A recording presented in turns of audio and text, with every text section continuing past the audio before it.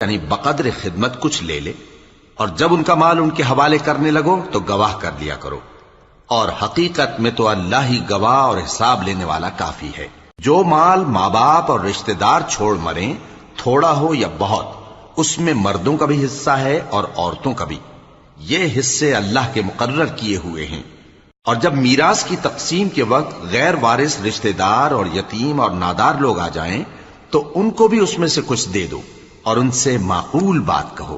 اور ایسے لوگوں کو ڈرنا چاہیے جو ایسی حالت میں ہوں کہ اپنے بعد ننھے ننھے بچے چھوڑ جائیں اور ان کو ان کی نسبت خوف ہو کہ ہمارے مرنے کے بعد ان بیچاروں کا کیا ہوگا۔ پس چاہیے کہ یہ لوگ اللہ سے ڈریں اور درست بات کہیں۔ جو لوگ یتیموں کا مال ناجائز طور پر کھاتے ہیں وہ اپنے پیٹ میں آگ بھرتے ہیں اور ضرور دوزخ میں ڈالے جائیں گے۔ اللہ تمہاری اولاد کے بارے میں تم کو ارشاد فرماتا ہے کہ ایک لڑکے کا حصہ